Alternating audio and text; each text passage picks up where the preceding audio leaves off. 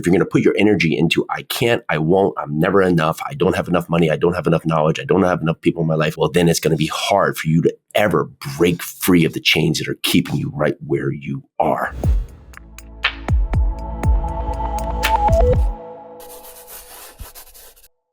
If you are tired of not feeling fit, tired of just not having the focus, tired of just not having the financial resources that you deserve, this is the place to be. I'm Jason Yarusi, and this is the Live 100 podcast, the place you come to break the habits that no longer serve you so you can build the life that you want. So we have had such great feedback from you. We've had so many just great interactions, just great talk tracks, just about growing, becoming the best version of ourselves, building, gaining momentum, just growing in this world where there's so much to do, yet at times it feels like so little time.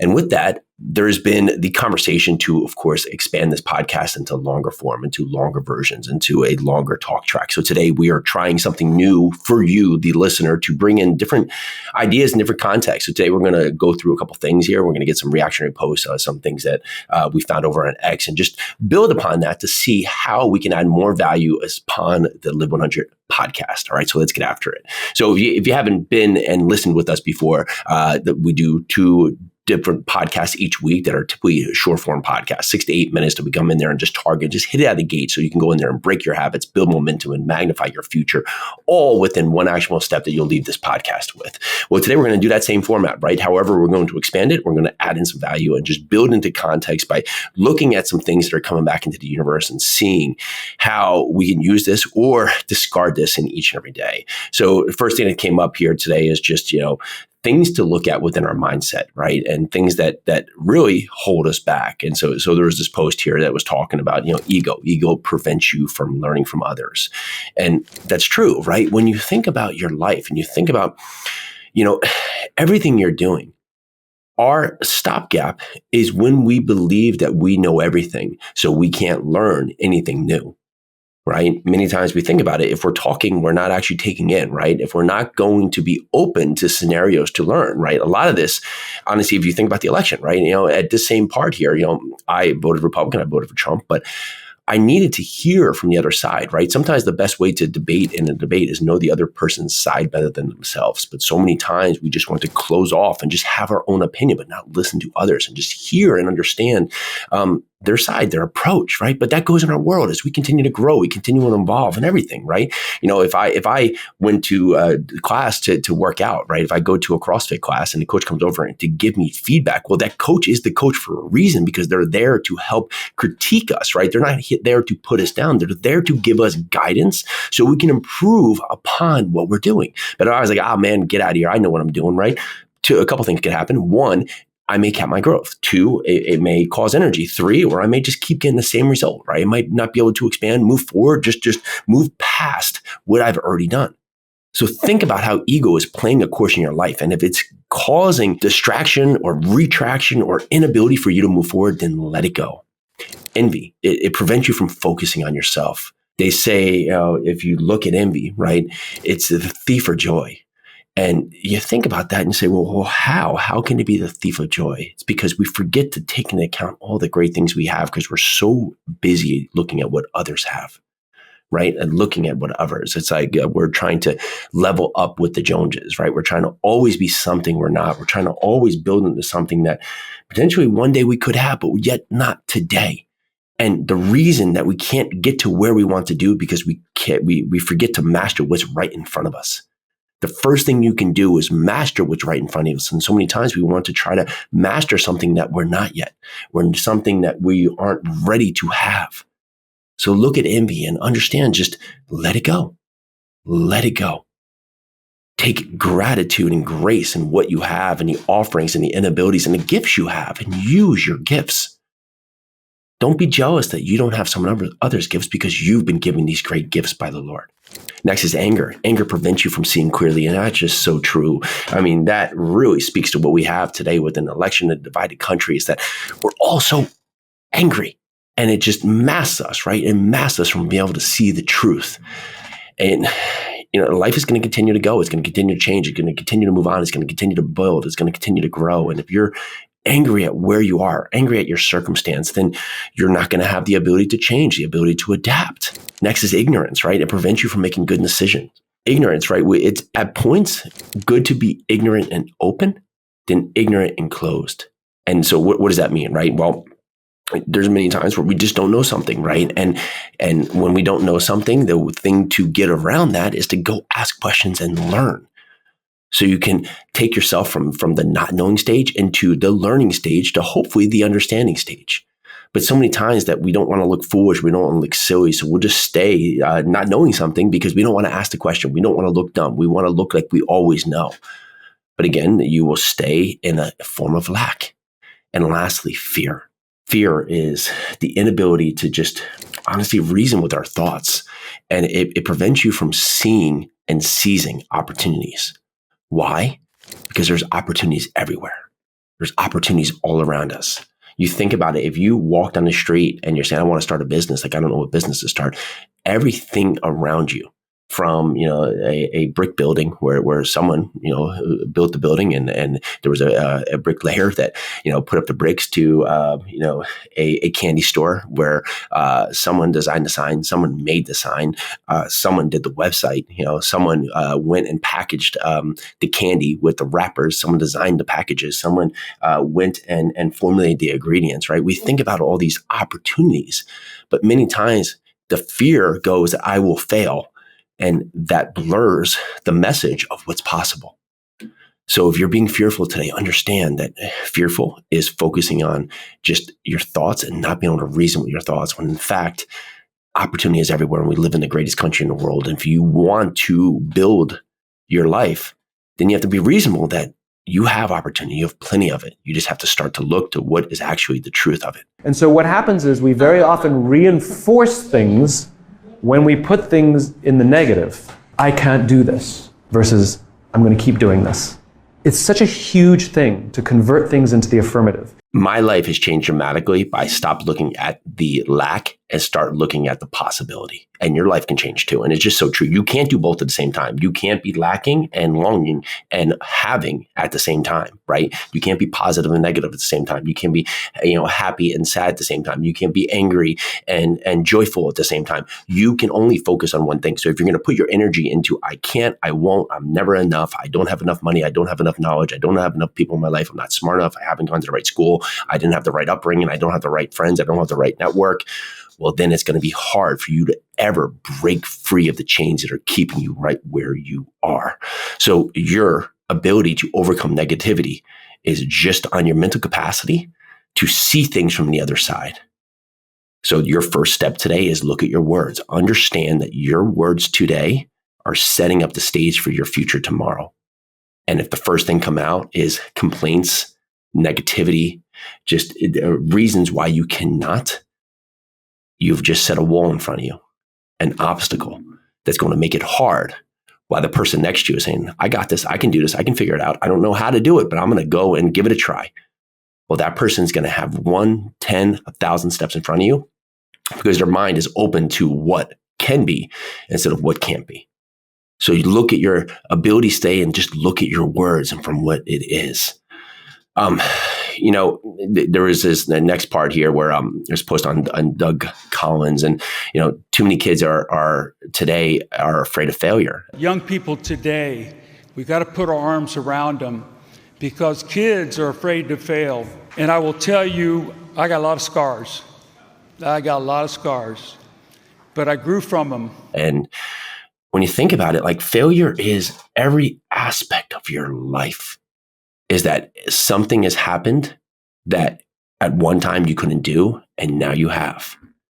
Everything from walking to tying your shoes to figuring out how to go take a shower to just brushing your teeth to getting that first job to passing a test to making the team to all these different things that at one point you honestly did not have the capacity or the capability or the understanding of how to do, and now today you are doing it.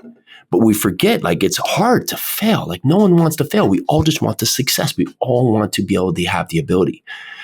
I was listening to a podcast the other day where someone failed 25 businesses and now has a business that's valued over $2.5 billion with a B. And you think about that and you say, what, how, in fact, did they get there? Well, they didn't stop. They didn't stop the first time, the fifth time, the 10th time, the 20th time. They just kept going. But most of us, if there's anything of a point where we might fail, we stop and we pull back and we don't give it our all because we don't want the feeling of hurt.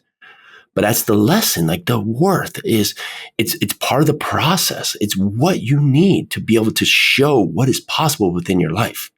The greatest you is going to come from you trying, failing, going back, recalibrating, understanding what's possible, trying again, succeeding, trying the next thing, failing, looking at how you failed, understanding, taking note, building, going to achieve, and succeeding. That's going to bring out the Live 100 in you, and the proof of what's possible. It's going to be within you. But we need you to understand the failure is an event. It's not you. So take it for what it is and use it. This next thing here is we're gonna jump off the curb and look at it. Something that happened the day after our elections is that universities came under fire for canceling classes, providing safe spaces for students upset about Trump's victory. We cannot let society go in this path where we tell people they should have a problem and they should go and be mournful and have to go be upset, right? You look at this, like, you think these kids, these kids whose brains are not fully formed, you're telling them like, oh, go be upset over something, go mourn and then come back, right? Look at how ridiculous that is. You're telling someone to have a feeling when in fact the growth is them learning how to respond to things that potentially could seem like adversity. Maybe it wasn't the solution they want, but a lot of these students, half of them might be just screwing around, just going out partying because they have a day off. Others might just be feeling like they have to go show their emotions because that's what they're told to do, and other friends are doing it, right? So you have to understand that this isn't the solution. You can't force feelings upon others. You have to focus on yourself, and no matter which side of the election, right? I was for Trump. I'm very excited, but he's not going to solve everything for us. I can't say, well, you know what? I guess I can sleep in tomorrow because Trump's got it. I believe that we are going to have a better path forward than we did with the other party. However, I still have to show up. We talked about this the other week, is that you still need to show up. We still need you first and foremost. You have to get out and improve. This country is going to be built upon people that want to improve. And lots of the steps we've taken back is because other countries are outworking us. Simple fact, hard to do it. Other countries are getting up early. They're working later. They're studying harder. They're putting more work and emphasis on themselves. They're putting more work into their process because they have, of course, less to lose than we do. We feel like we do today, because when you are the bottom, when you're the underdog, when there's other countries like India, right, that are growing but have such a lack compared to America, where we have all this safety, right, they're more hungry. So for us to continue to stay and be the world dominant country, we need to find the hunger again to go out there to build the life that truly is the best possible life in the state and in the country that we live in. So we need you to show up. We can't give people feelings and say, go feel this way today and come back tomorrow. It's not how it works. Go out there and take responsibility for your life right now. So this goes off here, this part here where Donald Trump, this is probably 40 years ago, but if you listen here. Is there anything you can't have? Well, I believe if you think that you can't have it, you probably won't have it. You have to go into everything with a positive attitude. They say that, I was telling somebody a little bit before, they say that the human mind is only using 1% of its potential, and that if the human mind could use 3%, you could do literally anything. You could cure the major diseases. You could do anything. Just one mind in this world, if it could get up to 3% of its maximum potential. So there's lots of resolve about how much of our actual mind is actually functioning. So in that fact, there's many things that rebut that. But in another point, it's that we're not fully using all of our capability, because most of the time, right, your mind is only capable of what you tell it, right, of what you allow into it, of the possibilities, right? If you're telling yourself, well, you know what, I'm never going to be able to lose that weight, well, you're just not going to lose the weight. If you see in your mind you fit maybe a time when you were younger, or maybe you've never found fitness before, but you can in your mind just uncover that layer of you where you're able to get up without incident. You're able to walk up the stairs without being out of breath. You're able to go and play basketball with friends and just have a smile on your face. What's going to happen? Your ability to achieve that result has just skyrocketed. So many times we set the future result within our thought right now. And if you do not work on your thoughts right now, and you don't solve that piece of the puzzle, then you're already setting up the stage for how your future will present itself. So look at what's possible in your life. Look at what is capable. And there's not a ton of difference between people that are out there making greatness happen and everyone else. There's just a decision and a belief that it's possible, and then action. So where you want to be is not that far, but it just takes the piece of the puzzle of mastering what's in front of you today. Another part is these three things, they stuck out to me when I saw them, is that discipline loves consistency, growth loves discomfort, and success loves silence. We need to be disciplined. Motivation, I was on this podcast the other day and they asked me about the use of motivation. And, many times motivation, it comes and it's great because you can use it when you're motivated, but it also goes. And you can't rely on motivation because it's not always present when it needs to be, right? If I woke up every day and waited for the motivation to show up, I would just not work out. It would be very rare that I would get up and be motivated to work out. I do it because I'm disciplined to the result. I'm disciplined to the need, and I'm disciplined to the process, and I'm disciplined to the goal of what I want. I don't want to be weak and frail, fragile, and I don't want to be a burden into my later years. There's going to be a number of different things that are going to come up to present obstacles as I continue to grow and I continue to age. So the more I can push back, and just like the song says, don't let the old man in, the more ability I will have to, one, continue to use my life to add purpose to this world, but the more ability I will have to be with my family and my friends for a long time. So you have to be disciplined, not because you want to, but because you need to. And you have to be consistent because you can't just choose times to be disciplined. You have to be disciplined to the daily because that's where the heroes and the champions are built. And that's where the growth is made because it's uncomfortable. There's discomfort in growth because as you grow, it's like when my son's growing and he's getting like shin splints, he's getting sore bones, right? Because he's expanding, right? But he's growing into a wonderful little man. But the growth is discomfort. And when you build businesses or you go through your muscles, you're adding tension, right? You're breaking down your muscles. When you're building a business, you go through these ebbs and flows where there's tough times, right? When you're hiring, you're having hiring pains or, sales growth pains. There's pains, but as you're growing, you're going to face that discomfort. And then lastly, success loves silence. You have to worry about you. You have to put the emphasis on you. If you're spending all your time out there telling everybody so you're so great, well, you don't have time to actually get done what is making you great. So be silent in your result and understand that your opportunity for greatness stands within discipline and growth. Lastly, I saw something here that, looking at voting was very interesting because they said, the majority of the people that voted for Trump are unintelligent because they're in states where great colleges aren't. And what I thought was this great part is being educated goes beyond just degrees, license, and intellect. We forget this world was built on people that went out there and take action. And right now, a lot of the trouble we have is because there's these implied thoughts and these implied results that are coming from these colleges that have alternate ideas that honestly aren't teaching us everything and anything. I've seen so many times in the world where people can't go out there and focus and succeed in life. So they just go back and get another degree, right? Especially during hard times, recession, people say, well, I got to back and get a degree, right? Well, yeah, that can add value, but you're also putting off the inevitable that you need to get out there and take action.